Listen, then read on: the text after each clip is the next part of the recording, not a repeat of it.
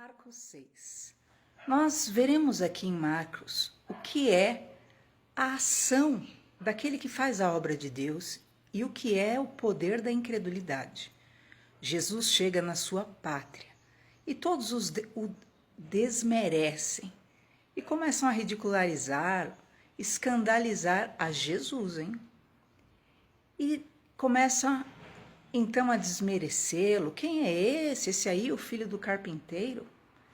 E a incredulidade era tão grande que, conforme diz a palavra do Senhor, Jesus mesmo diz: não há profeta que tenha honra na sua pátria. E ali Jesus prega, anuncia, mas a incredulidade era tão grande que poucos foram curados. Você já pensou? Poucos foram curados. E os que foram curados ainda porque Jesus impôs a mão sobre estes. Imagina só, Jesus é a própria vida personificada.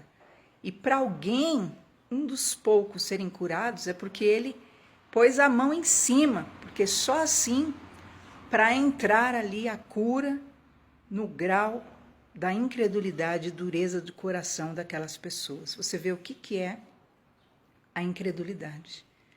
E então Jesus chama os seus discípulos à parte e ministra a eles e os envia, fala da importância deles se despojarem das coisas desse mundo e avançarem.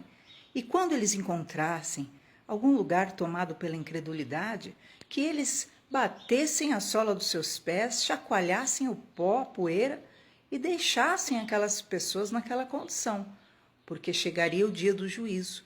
E o juízo para esses que desprezaram a possibilidade de alcançar a promessa, o arrependimento, a cura, o milagre, seria maior do que do povo de Sodoma e Gomorra.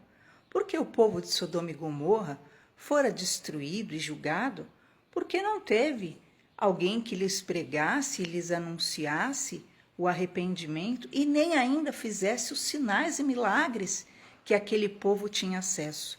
Mas aquele povo tinha acesso à informação, estava tendo acesso à palavra e mesmo assim optavam pela dureza de coração. Os discípulos então saíram pregando arrependimento, expulsaram demônios, ungiam os enfermos com óleo e curavam. Isso já em cidades vizinhas, porque diante da incredulidade da sua pátria, Jesus foi para cidades vizinhas. E diz então que os apóstolos chegam. Perceba que Jesus os trata como discípulo quando os ministra e então a Bíblia narra que os apóstolos voltaram contando tudo o que tinham feito e ensinado. O que é apóstolo? Apóstolo significa enviados. Então todos aqueles que foram enviados, eles estavam debaixo dessa condição e agora eles voltavam felizes contando tudo o que tinham feito, que tinham ensinado, e Jesus olhando, né, porque eles estavam todos agitados, felizes e correndo de um lado para outro, e Jesus fala: vamos a um lugar à parte, vamos a um lugar deserto. E eles foram com Jesus e ficaram ali com Jesus, e na verdade isso é muito necessário, se recompor, porque a tendência quando você faz a obra é entrar no ativismo e entrar, né, naquela energia de realizar, e você não pensa em se alimentar, não pensa em se refazer, e diz então que eles foram à parte para comer um pão.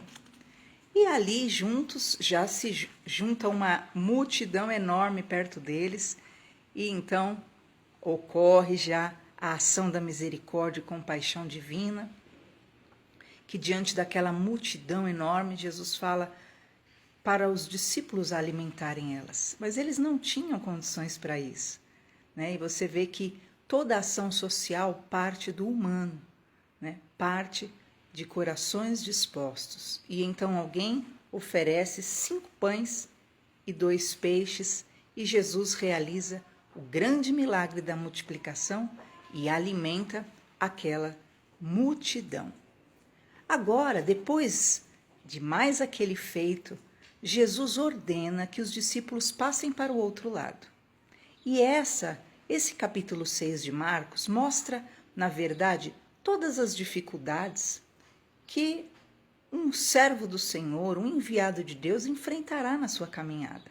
Eles trabalharam, eles fizeram a obra, eles enfrentaram a incredulidade, eles resistiram, eles expulsaram demônios, curaram enfermos, eles atenderam socialmente, porque fé sem obras é morta, e agora Jesus ordena que eles vão para o outro lado. E Jesus vai orar.